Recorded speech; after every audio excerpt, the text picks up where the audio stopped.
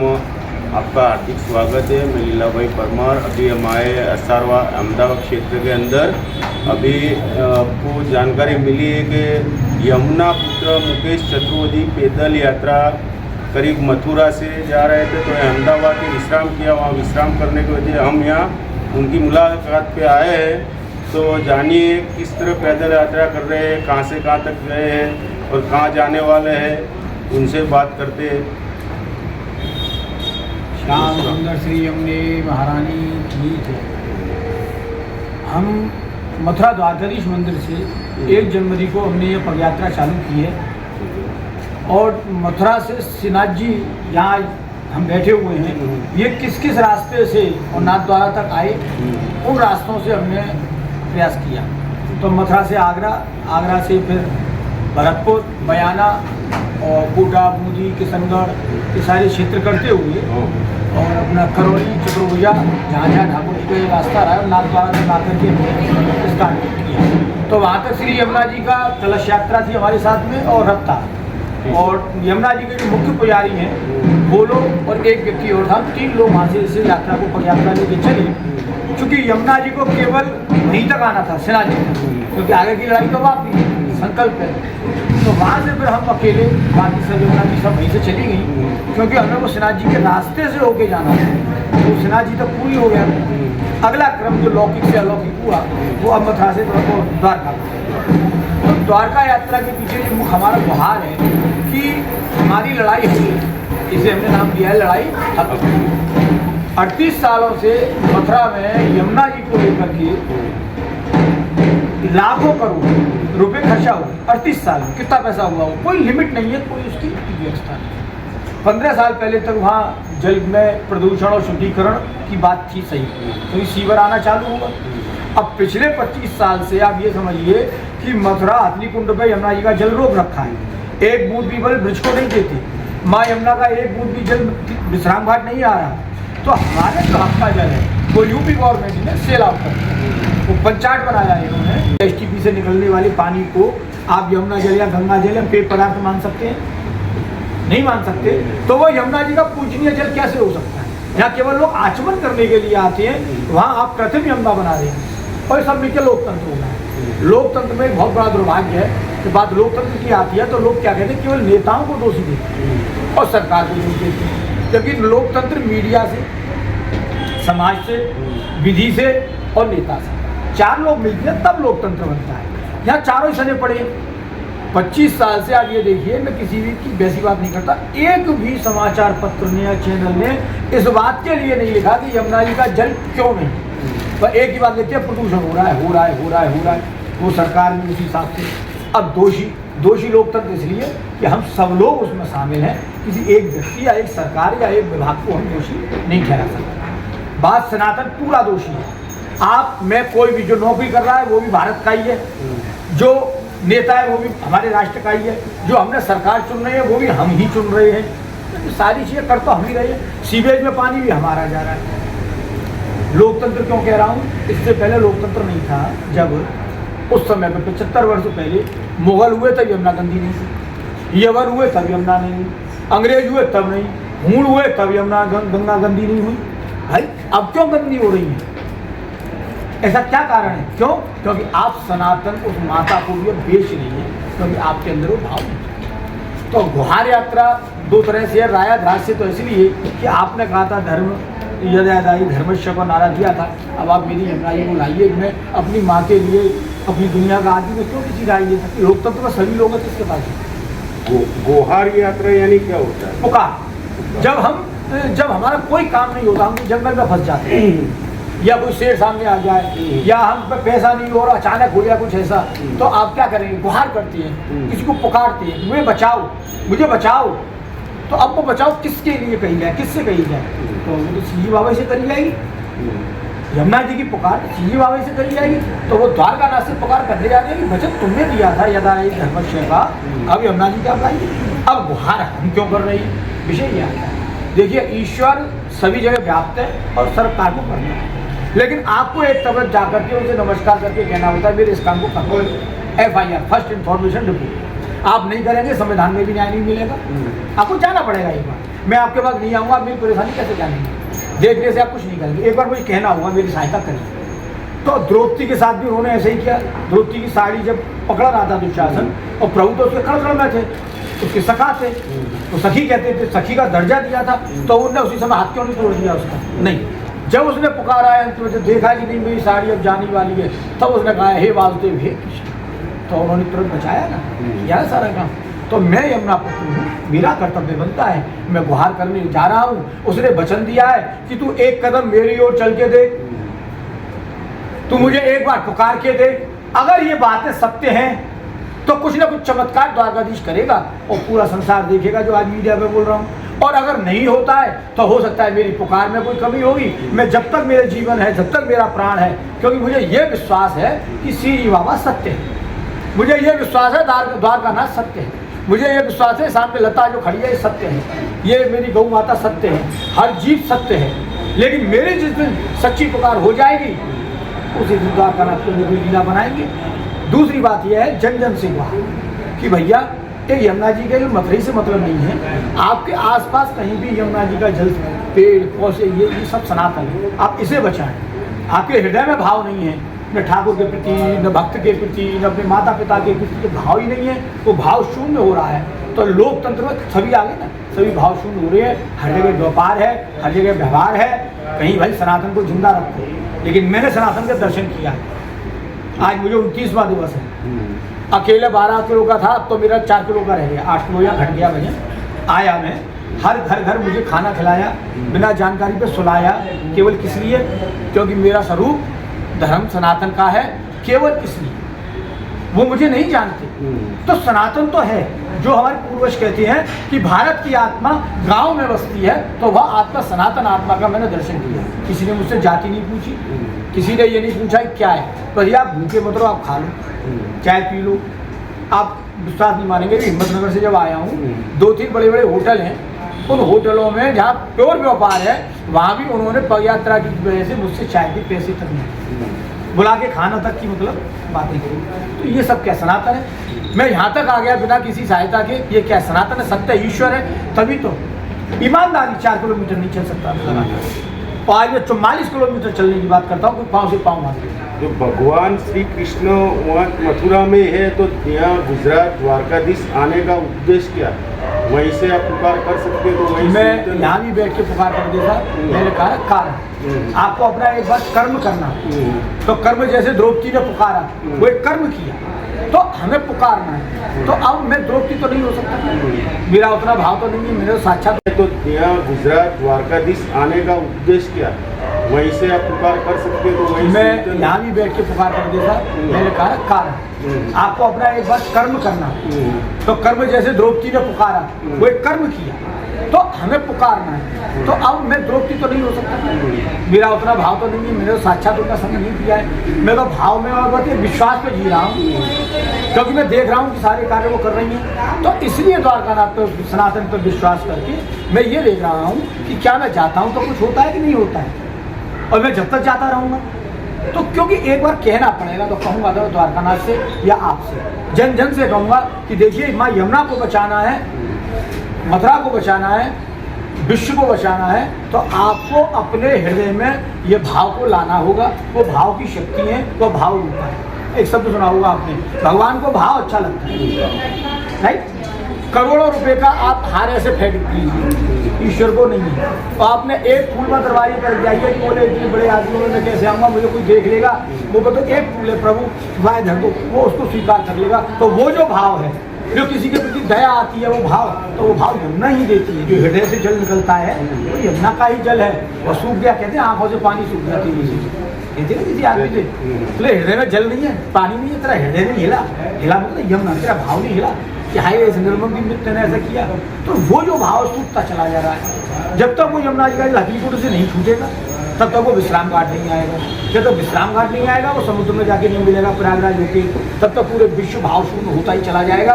और चाहूँ और ऐसे ही होगा, होना वो है जो ये चाहते हैं। लेकिन मुझे मालूम है कि इसकी वजह से ये काम हो रहा है, और मैंने अपना यमुना पुत्र का अगर अपना नाम लिखा है, तो मुझे मेरे कर्तव्यों का पालन करना। मैं आपके आगे प्रधानमंत्री लिख दूँ तो आपके प्रधानमंत्री के कर्तव्य बन गए ना। जब पुत्र लिख दिया उनका, तो उसके लिए अपनी माँ के पास जा रहा हूँ, अकेला चलाऊं, अनेक मिलते गए और अनेक मिल रहे हैं, भाव जागरण है, जब तक जीवन है प्राण है ये जागरण।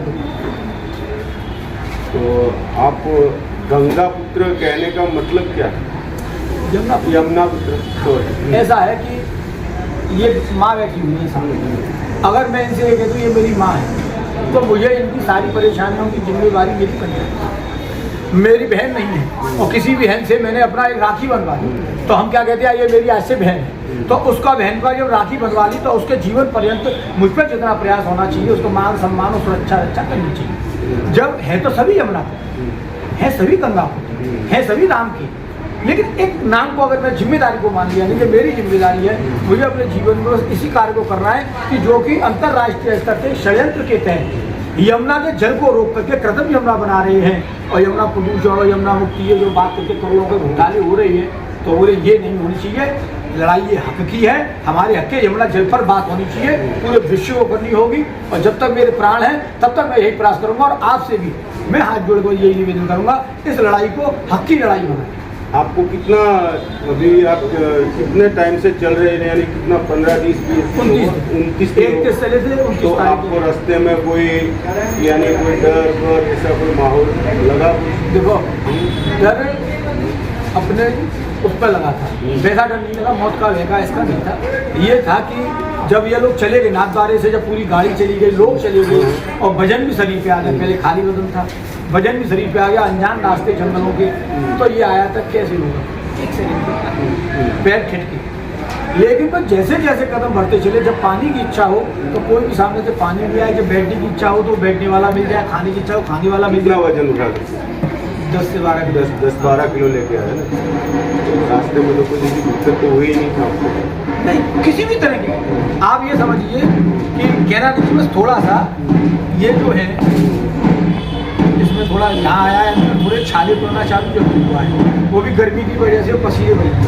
भाई ज़्यादा ठंडी थी वहाँ तक, तो हर तरह से न मुझे कोई छींक बुखार कुछ भी नहीं, और मैं बस इतना जरूर कह सकता हूँ कि सिवाय ईश्वर के मैं तो एक आप कुछ भी मात्र नहीं हूँ, मतलब कि कैसे कैसे मैं इसमें मतलब बोल रहा हूँ। बाकी यात्रा को तो वो ही जो 26 जनवरी ये वाली जो है, ये 22 जनवरी का दिवस है, लोग सोच नहीं रहे। इस संविधान ने आपकी गीता, रामायण, भागवत जो सनातन के जितने भी पुराण है सभी को सिद्ध कर दिया, सत्य मान लिया और स्वीकार किया ना। तो जब उससे हुआ है तो यमुना जल भी हमारा सनातन है, हम संविधान के द्वारा अपने तरीके से इस काम को लोगों को पहले भाव जगाना पड़ेगा। यमुना जी तो जिस दिन चाहेंगे उस दिन आ जाएंगी, पूरा कौन रोकने वाला है, वो तो हर जगह मौजूद है। गलतियां हमारी हैं, गंदगी हम कर रहे हैं, तो यमुना जी आपकी गंदगी में क्यों आएंगी? उन्होंने अपनी लीला करी जाती है तो रुक गई। अब ऐसे जब मेरी वार्ता होती है, इस मीडिया से अलग की बात करते हैं, जब मेरी उनसे वार्ता होती है तो क्या कहती है, बोले इनमें ये तस्वूर नहीं है, तो मैं क्यों इनकी कर रहा हूँ, तो आपको मेरे यहाँ सम्मान नहीं है। जब ब्रिज में, दिल्ली में, हरियाणा में, जब इन लोगों में मेरे प्रति सम्मान नहीं है, तो असम्मान में तो आप किसी के घर क्यों जाएंगे? जो भक्त है उनके हृदय में वो हमेशा है, जहाँ ठाकुर जी उनकी सेवा वो नित्य, वो तो नित्य विहार की रहने वाली है। ये तो एक लौकिक जल है, तो लौकिक जल है तो लोक की बात हो रही है, लोक के लिए हो रही है, लेकिन चूंकि है ये अध्यात्म से जुड़ी हुई, इसलिए आध्यात्मिक रूप से क्योंकि सनातन से जुड़ा हुआ। और यमुना का जल नहीं आया, अगर मथुरा तक नहीं पहुंचा, तो इसमें कोई बड़ी बात नहीं है। इस विश्व को बचाना बड़ा मुश्किल होगा। बड़े बड़े संत अपने अपने ढंग से अपनी बातें कहते थे, हमारा काम भी है कि हमने बड़ों से सुना है और सत्य को समझ लिया, तो कह रहे हैं लोगों से देखो यमुना को बचा लोगे तो भाव बच जाएगा, अंदर के प्रदूषण को दूर करो, तुम्हारे हृदय में प्रदूषण, तुम्हारे हृदय में मतलब शुद्धि नहीं है, तो आप बाहर शुद्धि ढूंढ रहे हैं। जैसा हृदय का एनवायरमेंट होगा वैसे बाहर का। यमुना जी की उत्पत्ति कहाँ से हुई है? जय श्री कृष्ण, जय जमुना मैया। यमुना जी की जो उत्पत्ति हुई है वो गौलोक धाम से हुई, जहाँ भगवान का नित्य निवास है उसको कहते हैं गौलोक धाम। वहाँ पर एक समय ऐसा हुआ कि भगवान की निकुंज होती हैं जहाँ पर राधा और कृष्ण निवास करे। हिंदी में बोलूं गुजराती में? नहीं बोलो बोलो, गुजराती बोलो, हिंदी में बोलो चलेगा। तो जहाँ नित्य निवास होता है राधिका रानी का, वहाँ एक टाइम हम थे कि श्री यमुना जी निकुंजनी लीला में प्रवेश करे। राधा रानी तत्काल आवी गया તો એમને કહ્યું તારી એટલી હિંમત પડી કે તું મારા કાનને છીણે છે, તો જાઓ તમે જલ સ્વરૂપમાં થઈ જાઓ। તો યમુના મહારાણીએ રાધિકા રાણીને શ્રાપ આપ્યું કે હું તો જલ સ્વરૂપમાં જઈને બ્રજમાં વાસ કરું છું, અને તમે બ્રજમાં આવો છો ને તો તમે જે બ્રજમાં આવો છો તો ભગવાનનો 100 વર્ષનો તમને વિયોગ થશે। તો યમુનાજી ગૌલોક ધામથી ચલી અને સૂર્યમંડળમાં આવી, તો એમને સૂર્યપુત્રી કહેવાય, ભાનુસુતા। ત્યાંથી પછી ઉતરી નીચે તો કલિંદગીર પર્વત પર યમુના મહારાણી પડ્યા, તો એનું નામ પડ્યું કલિંદજા। ત્યાંથી કલિંદગીર પર્વતથી નીકળીને યમુનાજી શ્યામનો સ્વરૂપ છે, મહારાષ્ટ્રનો શ્રમબિંદુ ભગવાન કૃષ્ણ છે। એ પછી નીકળીને બ્રજમાં આવ્યા તો વલ્લભાધીશ કહે છે વિશુદ્ધ મથુરા તટે सकल गोप गोपी व्रते कृपा जलद संसरते मम मन सुखम भावय। मथुरा का जो स्थान वल्लभाधीश जी ने बताया, અહીંયા વૈષ્ણવો વધારે છે તો એ બધા યમનાષ્ટક ગાવે છે, તો એમાં કહ્યું વિશુદ્ધ મથુરા, એક તો શુદ્ધ હોય છે, એક વિશુદ્ધ મથુરા તટ बताया। तो यहाँ निस्दिन यमुना बहे दूध की, मूरख जाने पानी, यमुना जी केशव की पटरानी। यमुना जी कोई पानी नहीं है। तो कृष्ण भगवान और अर्जुन दिल्ली थी આવી રહ્યા હતા, तो એમને एक जो सखी मिली है तप करता था, तो अर्जुन को भेजा जाओ इनसे पूछीने आओ ये कौन तप करे छे। तो उनसे बोला आप किसके लिए तप करती हो, कौन हो आप। तो श्रीमद् भागवत में वर्णन है कालिंदी समाख्याता बसामी यमुना जले, मेरा नाम कालिंद्री है और मैं यमुना जल में रहती हूँ, मेरा निवास स्थान है।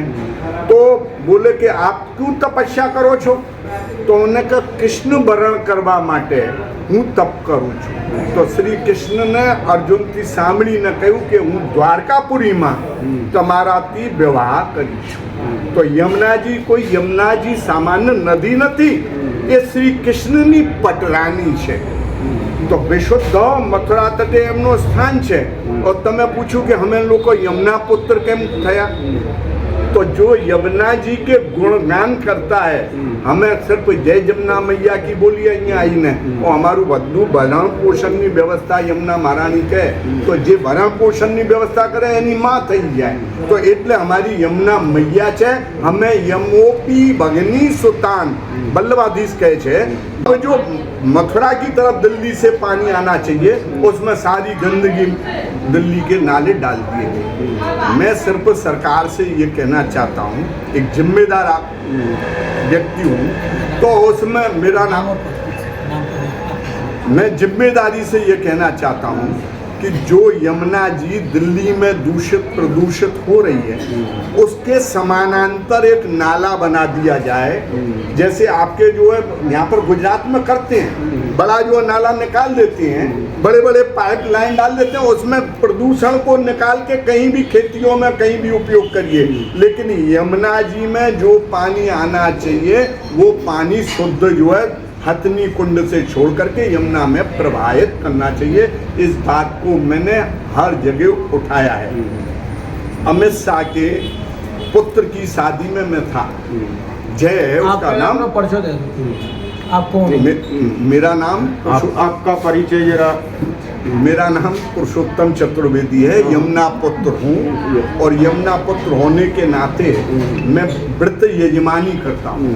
और वर्तमान में मेरा परिचय ये है कि मथुरा का चौबा जी तो हूँ, यमुना पुत्र हूँ। फिर अमित शाह ना गौर छू, अभी उनकी पत्नी भी मथुरा में आई थी। अमित शाह अपने गृह मंत्री, केंद्रीय गृह मंत्री जो अमित शाह हैं, उनको भी यमुना जी के आशीर्वाद से ही वो गृह मंत्री बने हैं और अब यमुना जी के आशीर्वाद से ही गृह राज्य मंत्री बने हैं। मैंने अचानक ही उनके माता जी को बोला अगली साल आऊंगा तो तेरा बेटा उच्च पद पर जाएगा, आपने यमुना जी की बात उच्च पद पर जाएगा।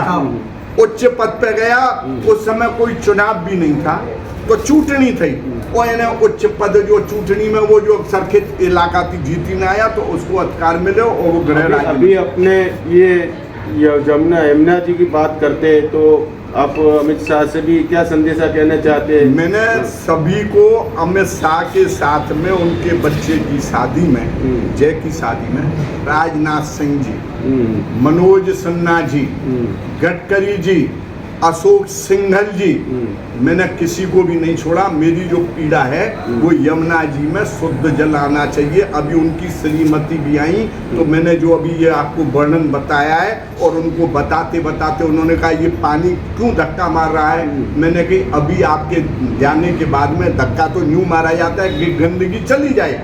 अभी आप जब जाएंगी तो आधे घंटे बाद यमुना जी की आरती हो जाएगी, जो ही नाले खोल दिए जाएंगे और गंदगी यमुना जी में बह जाएगी, फिर यमुना जी की गंदगी आ जाएगी। तो हमारे यहाँ पर यही हो रहा है, नालों को टेप करते हैं और उसके बाद में खोल देते हैं रात को। तो गंदगी फैलाने का कारण हमारा मथुरा भी है और दिल्ली भी है ऊपर से। तो मैं सरकार से ये कहता हूँ, ये सनातन धर्म की सरकार आई है।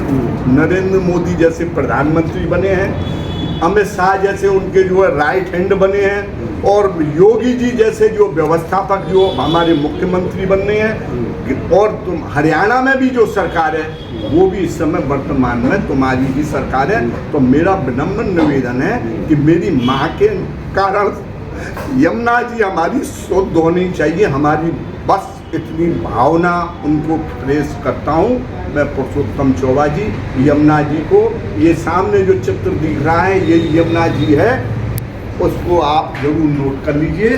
ये आदि दैविक यमुना जी का स्वरूप है, जो राधा रानी को मनाने के लिए यमुना जी गई हैं। एक हाथ में विजय माला है और एक हाथ में कमल छड़ी है। राधा रानी को मनाने के लिए भी यमुना जी ही जाती हैं। उनकी आराधना शिव विरंच देवस्तुते, शिव, ब्रह्मा और विष्णु सभी यमुना जी की आराधना करते हैं, क्यों? यमुना जी श्रम बिंदु है महाराष्ट्र का। तो यमुना जी कोई साधारण नदी नहीं है, जीवंत नदी है। मैं तो सबको यही प्रार्थना करता हूँ यमुना महारानी से, सीजी बाबा से, हे यमुना महारानी माँ, मैं अभी अयोध्या में अभी 6 साल पहले गया था, तो मैंने ये कहा था कि प्रभु मुझे तिरपाल में से आपके दर्शन नहीं हो रहे हैं, अब आप जब राम राज्य में बैठेंगे, मंदिर बनेगा, तब दर्शन करने आऊँगा। अब मैं दर्शन करने अयोध्या में जाऊँगा। आज इस मोबाइल से आपके जो है इंडिया न्यूज़ से मैं ये कहता हूँ, अभी न्यूज इंडिया से ये कहता हूँ, आज अगर इंटरव्यू मेरा हुआ है तो सीजी बाबा की सानिध्य, यमुना जी की सानिध्य में हुआ है। तो हे यमुना मैया, सीजी बाबा, जैसे आप गोवर्धन पर्वत को हमारी रक्षा करने के लिए आपने धारण किया, ऐसे ही कोई व्रत धारण करके आप आइए। महंगी बिजली बिल की समस्या से छुटकारा पाइए, सोलर सिस्टम लगाइए। जी हाँ, आपके लिए बेहद आसान हुआ सोलर सिस्टम लगवाना। संपर्क करें MET electronics corporation, Krishna Nagar, Mathura. जैसा कि मैंने आपको बताया कि भाई इसका ROI 25% है, यानी 25% का रिटर्न है। इसके हिसाब से देखा जाए तो जो लागत आप लगा रहे हैं वो लागत आपकी 4 साल में निकल आएगी।